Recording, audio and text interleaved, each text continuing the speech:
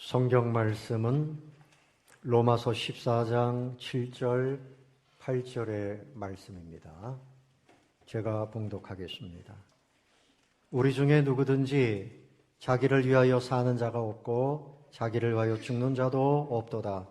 우리가 살아도 주를 위하여 살고 죽어도 주를 위하여 죽나니 그러므로 사나 죽으나 우리가 주의 것이로다.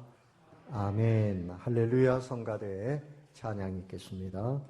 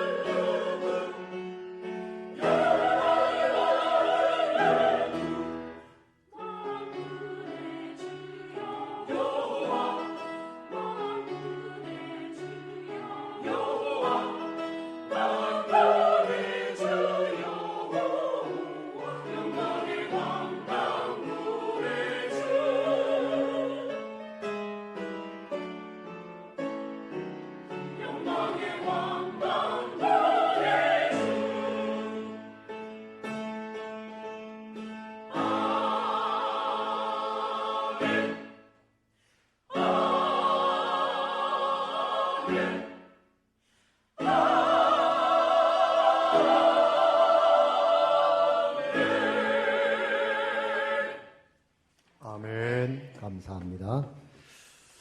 여러분 환영합니다. 가까이 계신 분들 함께 인사하시기 바랍니다. 잘 오셨습니다. 반갑습니다.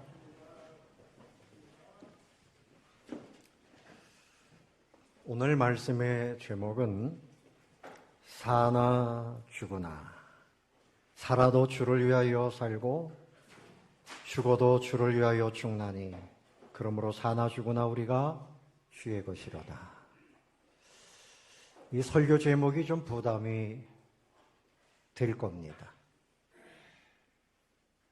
그런데 여러분, 사나 죽으나, 오늘 이 말씀을 가슴에 잘 새기시고 이 제목이야말로 우리 신앙의 가장 기본이고 분명한 신앙의 표어가 되어야 돼요. 사나 죽으나 왜 예수님을 믿습니까? 영원토록 천국에서 살기 위해서 예수님을 믿는 거죠. 그런데 천국을 소망하는 사람이면 이 땅에서도 사나 죽으나 주님과 함께하는 것이 마땅한 것입니다. 당신은 누굽니까? 그러면 자기 자신에 대해서 설명하고 인정받으려고 막 애를 쓰잖아요. 근데 우리는 그것이 아니고 주님의 은혜로 인해서 이미 하나님의 사람이 되었습니다. 그래서 사나 죽으나 나는 주님과 함께한다 하는 이 사도 바울의 고백이야말로 우리의 정체성을 분명하게 하는 것입니다. 나는 하나님의 자녀입니다. 나는 천국 백성입니다. 아멘. 이것을 분명하게 선포하는 것이죠. 절대적인 가치를 이제 알게 된 거예요. 이 사실을 모르기까지는 모든 사람들이 방황하는 겁니다. 내가 앞으로 뭘 위해서 살까? 어떻게 살아야 될까? 그렇게 살다 보니까 벌써 한평생이 다 간 거지요. 여러분 여기 앉아 계신 젊은이나 연세 드신 분들이나 오늘 이 진리를 잘 깨달으시고 여러분도 이렇게 외칠 수 있으면 좋겠어요. 사나 죽으나. 우리 다 같이 한번 해봅시다. 사나 죽으나. 왜 주님과 함께 살고 주님과 함께 죽어야 되는가? 여기에 진정한 생명이 있기 때문입니다. 여기에 진정한 자유가 있기 때문입니다. 여기에 진정한 평안함이 있기 때문입니다. 주님이 아니라 세상 사람들이 좋아하는 권력, 재물과 함께 가다가는 그 인생은 결국은 그냥 지옥에 떨어지고 마는 것입니다. 주님이 우리에게 찾아오셨어요. 그리고 주님이 우리를 너무나 사랑해 주셨어요. 그러므로 오늘 이 고백은 사랑에 대한 분명한 이해가 있는 사람이 할 수 있는 고백입니다. 여러분, 하나님이 여러분을 사랑하고 계심을 믿습니까? 하나님이 여러분을 얼만큼 사랑하고 계십니까? 그 사랑에 대한 감격이 있습니까? 그 사랑에 대한 감격이 있으면 나는 주님과 함께 살고 주님과 함께 죽을 것입니다. 그런 고백이 가능한 거지요.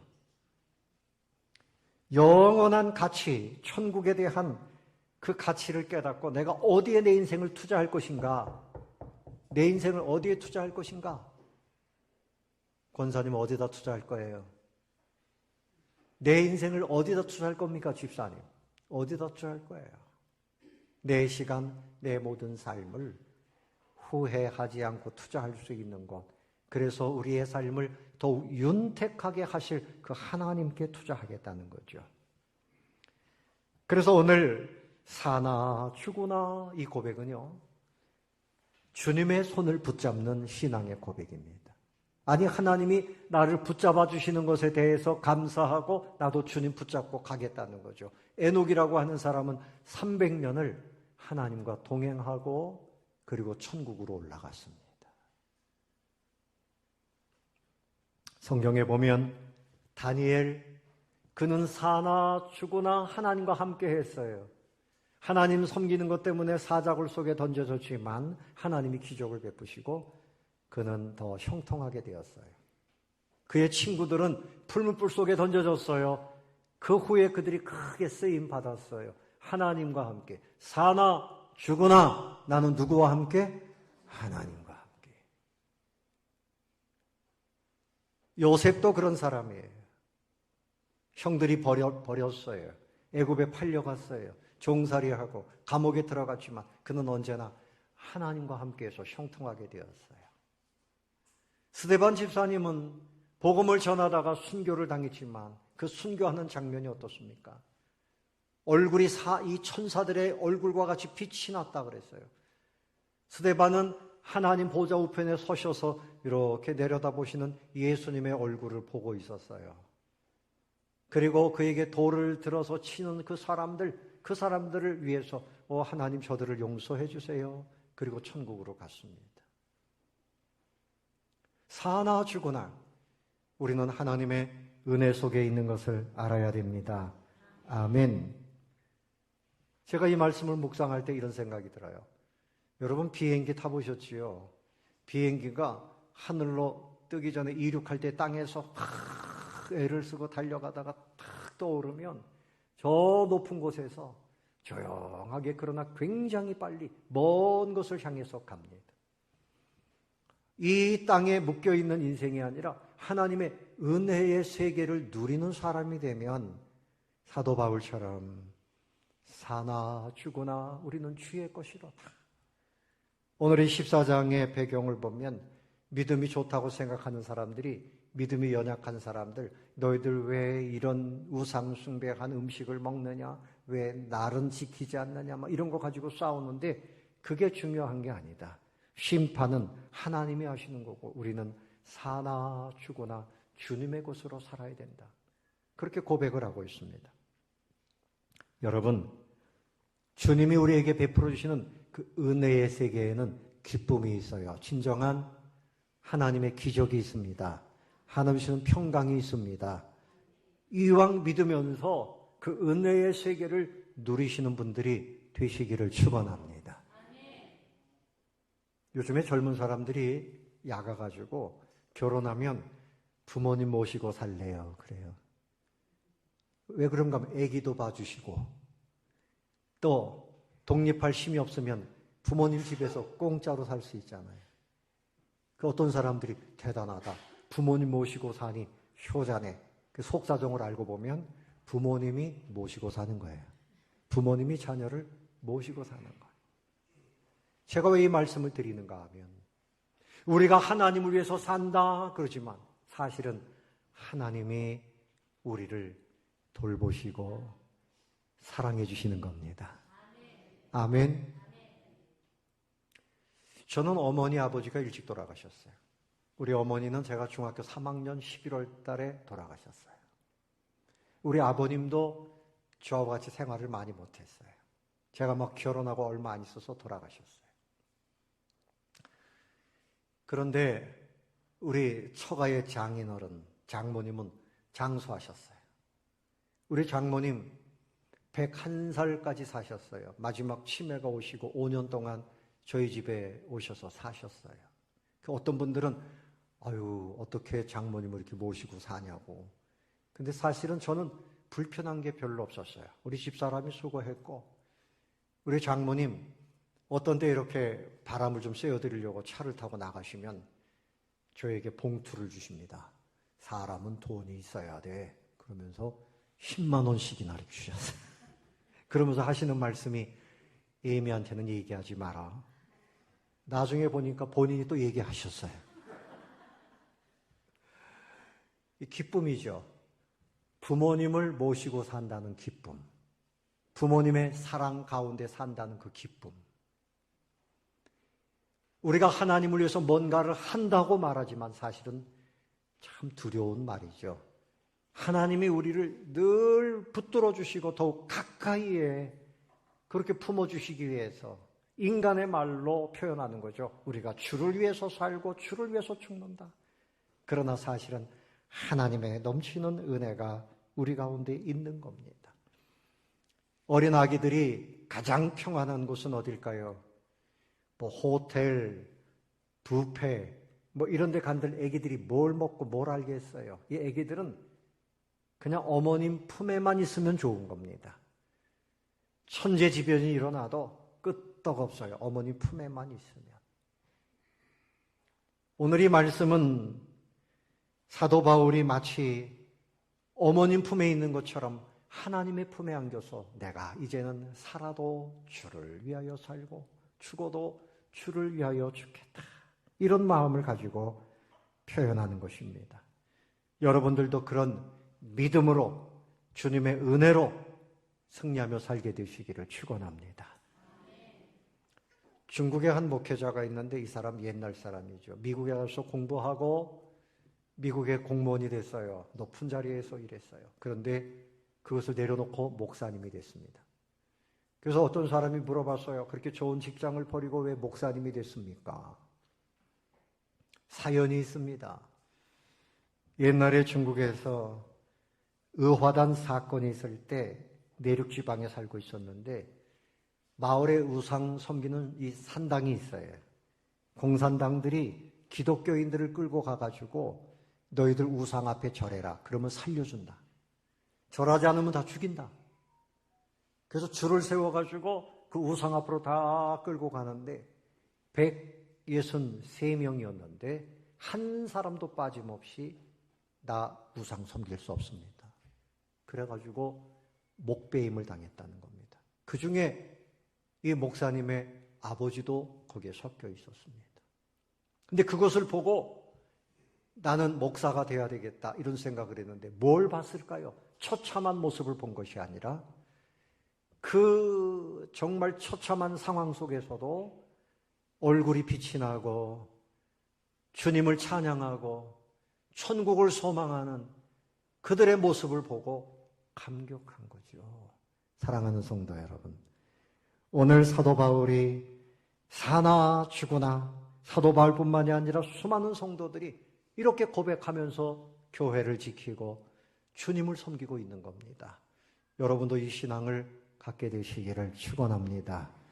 사도 바울이 옥중에 있으면서 그 옥중에서 이렇게 고백했어요. 빌립보서 1장 21절에 보면 이는 내게 사는 것이 그리스도니 죽는 것도 유익함이라. 23절에 내가 그 둘 사이에 끼었으니 차라리 세상을 떠나서 그리스도와 함께 있는 것이 훨씬 더 좋은 일이라. 그렇게 하고 싶으나 24절에 그러나 내가 육신에 거하는 것이 너희를 위하여 더 필요하리라. 그러니까 사도 바울은 옥중에 있으면서도 나는 주님 안에 있음으로 기뻐요. 주님과 함께함으로 평안합니다. 여러분도 주님 안에서 기쁨을 누리시기 바랍니다. 이렇게 편지를 썼거든요. 그래서 나는 천국에 가는 것이 정말 좋고 그것을 기다리고 있습니다. 그러나 이 땅에서 성도들과 함께 여러분을 섬기기 위해서 하나님이 나를 지금 살려주신 것뿐입니다. 여러분에게도 이런 신앙이 있기를 바라는데요. 여러분, 신앙의 초보에는 죽음이 두렵습니다. 여러분도 죽음이 두려운 분들은 신앙이 아직 나는 뭐라고요? 초보로구나. 태권도 시작하면 이제 노란띠. 신앙이 조금 잘하면 죽음도 두려운 것은 아니네. 죽으면 천국으로 이사가는 것이네. 이 정도 되면 이제 검은 띠 하나 따는 거예요. 초단. 그런데 그 신앙이 더 깊어지면 이 땅의 삶보다 어디를 더 사모해요? 어디를 더 사모해요? 천국을 사모해요. 그러면 태권도로 치면 3단, 4단, 이제 사범 정도 되는 거예요. 사도 바울은 사나 죽으나. 그런데 이분은 이 땅보다도 천국을 더 사모했어요. 우리도 이제 그런 믿음으로 살아야 되는데요. 몇 가지로 풀어서 생각해 봅시다. 첫 번째는 주를 위하여 살아야 합니다. 누구를 위하여? 주를 위하여. 자, 7절 다 같이 다시 한번 읽어봅니다. 시작. 우리 중에 누구든지 자기를 위하여 사는 자가 없고 자기를 위하여 죽는 자가 없도다. 여러분은 무엇을 위해서 삽니까? 여러분 한번 속으로 생각해 보세요. 여러분 무엇을 위해서 삽니까? 아유, 목사님 뭘 위해서 살아요? 그냥 살아요. 돈을 벌고 싶어서, 권력을 가지고 싶어서. 이제 선거철이 다가오는데 아주 권력 앞에 인생을 묶어둔 사람들이 많죠. 권력을 얻기 위해서, 명예를 얻기 위해서, 인기를 얻기 위해서, 자기 재능을 발휘하기 위해서, 뭐 여러 가지로 다 뭔가를 위해서 사는데 가장 잘하는 것은 주님을 위하여 사는 겁니다. 아멘을 3명밖에 안 하네. 누구를 위해서 살아야 돼요? 여러분 그렇게 할 마음이 있습니까? 나는 주님을 위해서 살아야 되겠다. 뭐 지역 주민을 위해서 살아야 되겠다. 이것도 좋은 일이지만 부모님을 위하여 사는 것도 잘하는 일이지만 첫 번째로 가장 잘하는 일은 주님을 위하여 사는 겁니다. 마태복음 25장에 보면 예수님이 심판의 주로 오실 때 이렇게 할 것이다 말씀하셨어요. 오른편에 양, 왼편에 염소 구분합니다. 양은 천국 갈 백성들, 염소는 지옥 갈 사람들입니다.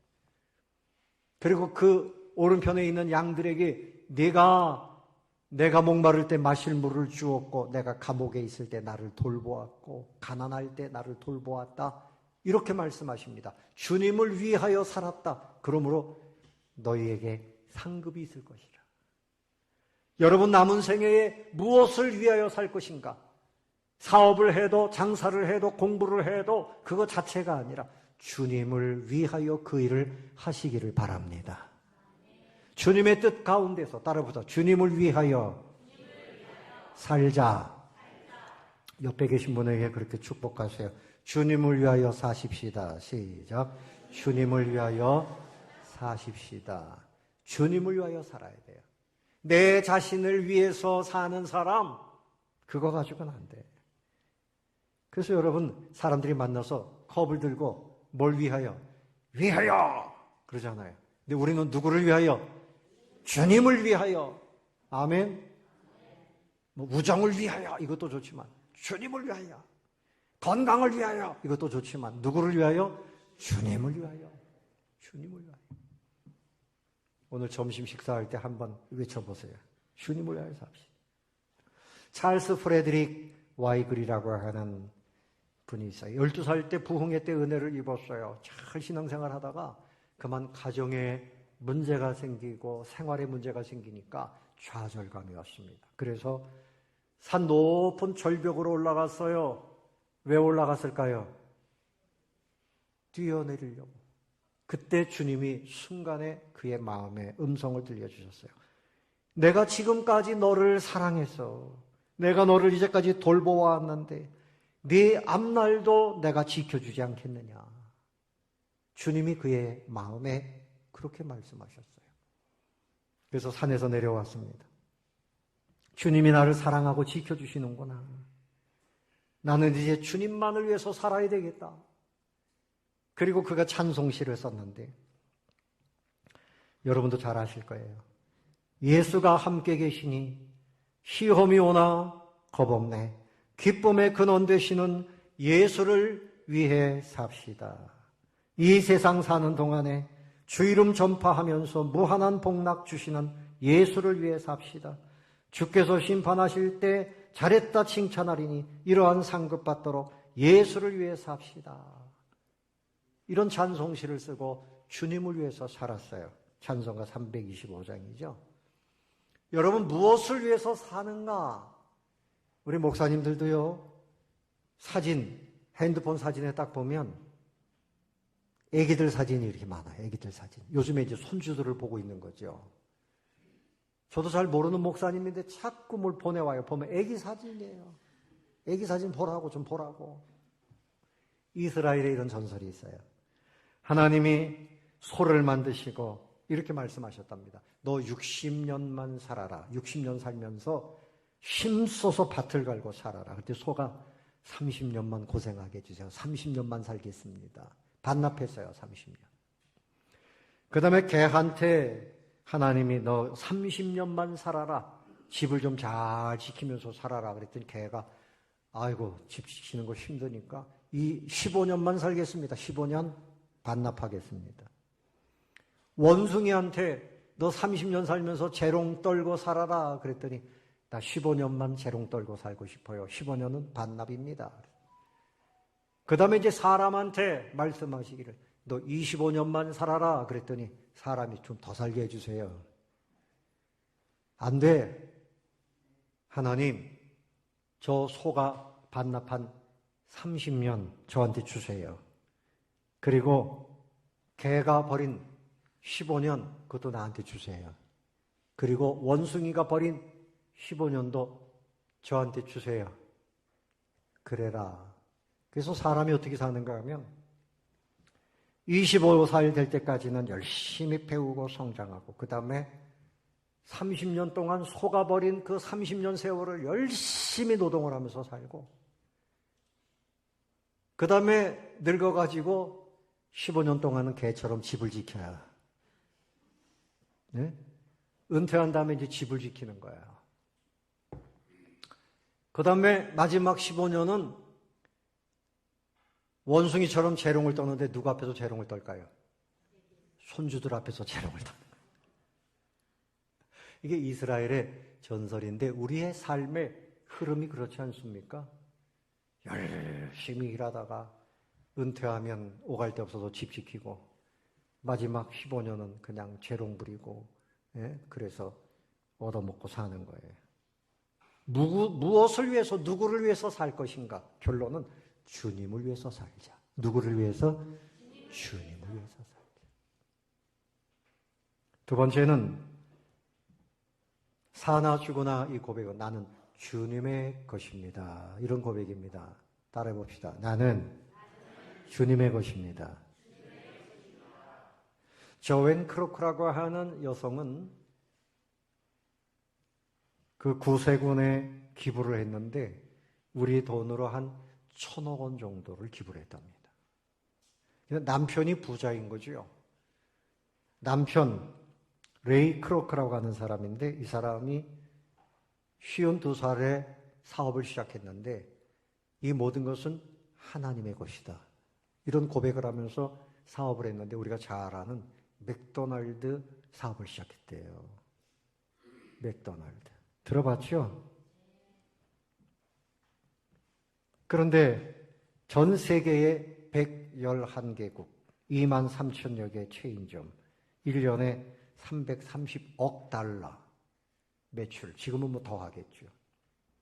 그런데 이분은 그 부부가 오직 청지기 정신이에요. 이 모든 것의 주인은 누구라고요? 하나님이십니다. 그랬더니 하나님이 그 사업을 하나님이 키우시는 거예요. 그리고 말로만 그것이 아니라 하나님이 원하시는 대로 필요한 곳에 사용하는 거예요. 하나님이 우리에게 맡겨주신 것이고 그것을 위해서 하나님 우리에게 이만큼 사업을 크게 하게 하셨으니 주님의 것입니다. 여러분 우리가 11조로 하는 그 첫 번째 정신이 뭔지 아세요? 이 모든 것이 누구의 것이라고요? 하나님의 것입니다. 헌금할 때도 하나님의 것을 하나님께 드리는 거예요. 내 것이라고 생각하면 못 드려요. 그래서 8절 읽어봅시다. 8절 다 같이 시작. 우리가 살아도 주를 위하여 살고 죽어도 주를 위하여 죽나니 그러므로 사나 죽으나 우리가 주의 것이로다. 시간도 누구의 것입니까? 주님의 것입니다. 우리의 인생 남은 시간도 내 거라고 그러지 말고 주님의 것이라고 그러면 주님이 여러분의 인생을 정말 더 아름다운 열매를 맺게 하시는 거죠. 기도하는 시간 주님께 드려야죠. 예배 드리는 시간 주님께 드려야죠. 봉사하는 시간 주님께 드리는 거예요. 여러분 어느 것 하나 내가 만든 것 아무것도 없어요. 내 몸도 부모님이 만든 것 같지만 하나님이 허락하시니까 왔죠. 부모님이 어떻게 우리 사람을 만들겠어요? 부모님의 그 사랑을 우리가 잊지 말아야 되죠. 감사해야 되죠. 그러나 근본적으로 모든 것이 하나님으로부터 왔습니다. 고린도전서 10장 31절에 그런즉 너희가 먹든지 마시든지 무엇을 하든지 다 하나님의 영광을 위하여 하라. 다 누구의 영광? 하나님의 영광을 위하여 하라. 먹든지 마시든지 무슨 일을 하든지 종교개혁자들은 오직 하나님의 영광을 위하여 솔리테오 글로리아 오직 하나님의 영광을 위하여 그것을 외쳤습니다. 예배는 하나님의 영광을 위해서 드리는 거지요. 신앙생활도 우리의 모든 삶도 하나님의 영광, 하나님의 무엇? 영광을 위해서 그렇게 살아야 할 줄로 믿습니다. 요한복음 3장 16절에 사나이가 있어요. 사진을 한번 보세요.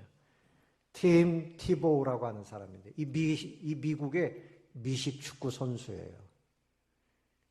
이 사람은 이 눈 밑에다가 이 아이 패치를 여기다가 이렇게 하얗게 붙이고 거기다가 존 316 요한복음 3장 16절을 여기다가 붙였어요.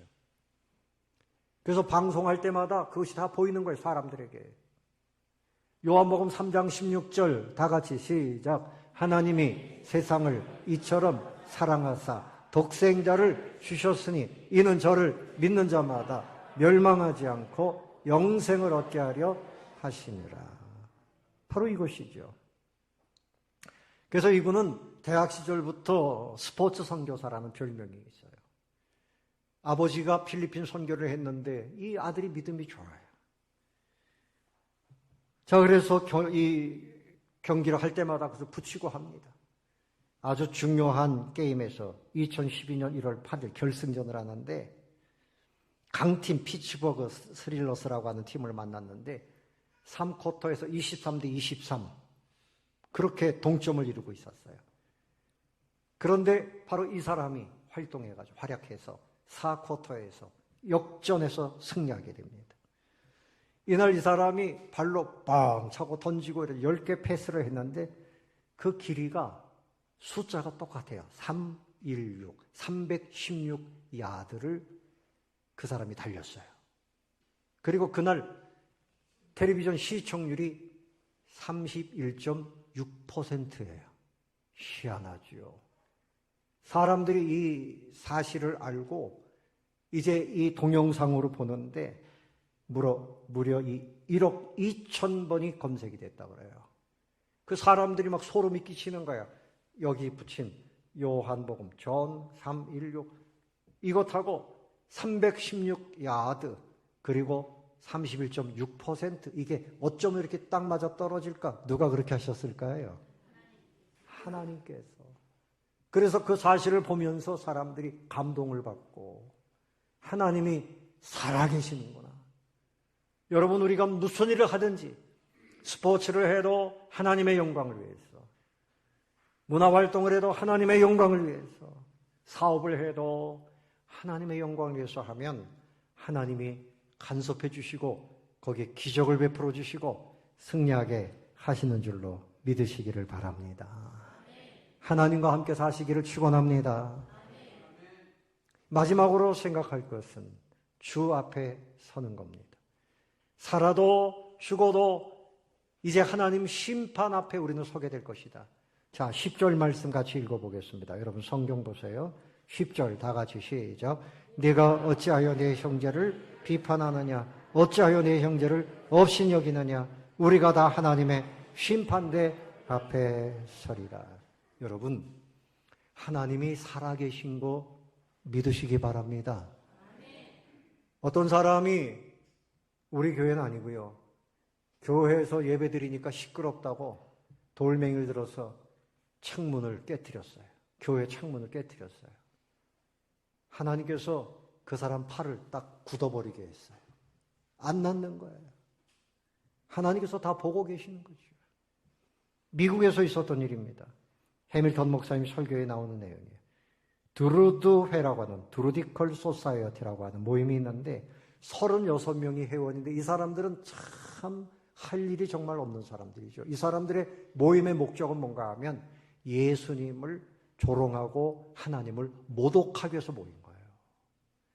그래가지고 어느 날 이 사람들이 모여가지고 무슨 짓을 했는가 하면 성경을 불태워버렸어요. 공적으로 성경을 막 불태웁니다. 그리고 개에게 세례를 베풀었어요. 개에게. 여러분, 세례는 천국 가는 백성에게 주시는 하나님의 귀한 선물인데 개를 불러다가 개에게 세례를 베풀었어요. 요즘에 어떤 교회는 개를 데리고 와도 예배 드릴 수 있습니다. 예배 공간을 따로 마련해 준다 그래요. 뭐 잘하는 건지 뭔지 모르겠지만 하여튼 이 사람들은 개에게 세례를 베풀었어요. 그리고 오늘 성찬식에는 우리 멍멍이와 같이 성찬식을 참여한다. 우리 주님의 그 살과 피를 그렇게 모독했어요. 그런데 불꽃 같은 눈으로 보시는 하나님이 다 보고 계셨어요. 그날 밤에 그 회장이 병이 났는데 눈이 퉁퉁 붓더니 쑥 튀어나오기 시작했어요. 혀가 퉁퉁 붓고 막 빠져나오기 시작하더니 그 다음날 새벽에 그냥 죽었어요. 우연이 아니죠? 누가 그렇게 하신 겁니까? 하나님이 그렇게 하신 거죠. 그리고 그 후에 5년 동안 그 회원 중에 8명은 총에 맞아 죽고 2명은 굶어 죽고 7명은 단두대에서 죽고 1명은 경련을 일으키다 죽고 7명 물에 빠져 죽고 5명은 자살하고 1명은 추위에 얼어 죽고 5년 동안에 그 사람들 다 죽었습니다. 여러분, 예수님을 믿으면 지옥 가는 심판 이제 지나간 겁니다. 아멘. 그런데 우리가 이 땅에서 살면서 하나님 보실 때 정말 믿음의 사람이 되어야 돼요. 하나님을 정말 두려워하는 사람이 되어야 돼요. 예수님께서 말씀하시잖아요. 나더러 주여 주여 하는 자마다 다 천국에 오는 것이 아니다. 다만 아버지의 뜻대로 행하는 자라야 올 수 있는지라. 오 예수님, 내가 선지자 노릇했어요. 내가 헌금도 많이 했어요. 봉사도 많이 했어요. 그런데 예수님께서 나 너를 도무지 모르겠다. 뭔가 하기는 했는데 자기 뜻대로 살았어요. 자기 마음대로 살았어요.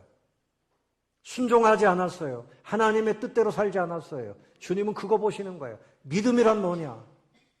예수님을 믿는다는 말은 나 예수님 믿으니까 무조건 천국입니까? 아니에요. 믿음은 구원을 이루라 그랬어요. 두렵고 떨림으로 구원을 이루라. 주님을 믿는 사람이 됐으면 이제는 주님을 위해서 살고 죽을 때도 주님과 함께 죽고 주의 영광을 위해서 사는 분들이 되시기를 예수님의 이름으로 축원합니다. 한 가지 이야기만 더 하고 말씀을 정리하겠습니다. 우리가 지난 몇 년 전에 신안군이라고 하는 저 남쪽 섬에 여름에 우리가 같이 가서 성지순례를 했어요. 문중경 전도사님 이야기입니다. 일제시대 때 그 신안 전진도라고 하는 정씨 집안에 거기에 이제 시집을 갔는데 아기를 못 낳았어요. 그러니까 그 당시에는 아기를 못 낳으면 그냥 소방 맞고 쫓겨나는 거죠. 쫓겨났습니다. 그래서 이분이 정말 인생의 좌절감을 가지고 내가 죽어야 되겠다. 죽더라도 한양 구경 한번 하고 죽어야 되겠다. 그래서 서울로 가가지고 한강 다리로 갔습니다. 그런데 거기에 사람들이 빨래를 하는 모습이 보여요. 나 저녁에 다시 와야 되겠다. 그런 생각이 들었습니다. 내려가다가 불빛이 있는데 어느 집에서 보니까 소리가 들리는데 사람들이 가마니를 쫙 깔고 거기에 앉아가지고 그냥 손뼉을 치고 찬송을 부르는 뭐 하는 건가 하면 부흥회가 열렸던 거예요. 그래서 귀를 이렇게 기울이고 들어봤어요. 그랬더니 무슨 소리가 들리는가 하면 시집살이 하느라 한임의 친여인들아 다 내게로 오라 내가 너희를 편히 쉬게 하리라. 이 소리가 딱 듣는데 자기 얘기잖아요. 자기 얘기죠. 또 소장농으로 고생하는 사람들, 양반에게 고통당하는 사람들, 억눌린 사람들 다 내게로 오라. 내가 너희를 쉬게 하리라. 하나님의 예수님의 말씀을 그 목사님이 이제 풀어서 이렇게 설교를 한 거죠. 그 목사님이 누군가 하면 그 당시에 유명한 이성봉 목사님이었어요. 부흥사로 아주 정말 유명했던 분이죠.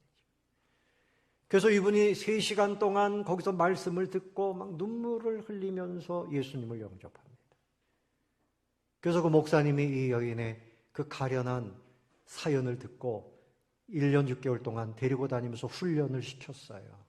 이제 믿음이 견고해졌습니다. 1년 6개월 후에 그의 시집이 있던 그 전진도로 내려갔습니다. 그곳에 내려가서 이분이 한 일이 뭔가 하면 예수 사랑하시면 찬송을 부르고 다녀요. 아니 저 여인은 소방 맞고 도망갔던 그 여인 아닌가? 맞습니다. 여러분 예수 믿으세요. 예수님을 전하고 찬송을 가르치고 그렇게 사랑을 쏟아부었어요. 증도라고 하는 섬을 중심으로 해서 거기에 교회를 개척했는데 14개 교회를 개척했어요.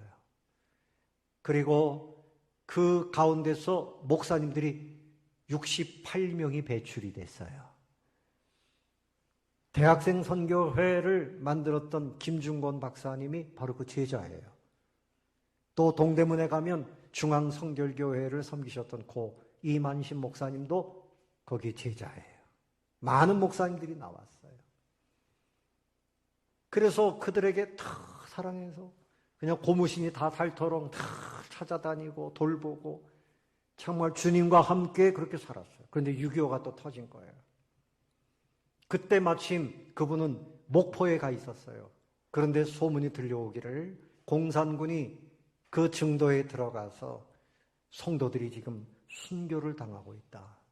이 소식을 들었는데 내가 그곳으로 가야지 우리 성도들만 버려두고 나 혼자 여기 있을 수 없다. 말리는 사람들이 있었지만 그곳으로 들어갔습니다. 그리고 결국은 공산군에 의해서 순교를 당했습니다. 사랑하는 성도 여러분, 우리가 꼭 순교를 당해야만 되는 것은 아니에요. 살아있는 동안에 주님을 위해서 사시기 바랍니다. 아멘. 주님은 우리를 위해서 당신의 몸을 다 내어주셨는데 우리는 그 사실을 너무나 쉽게 망각해요.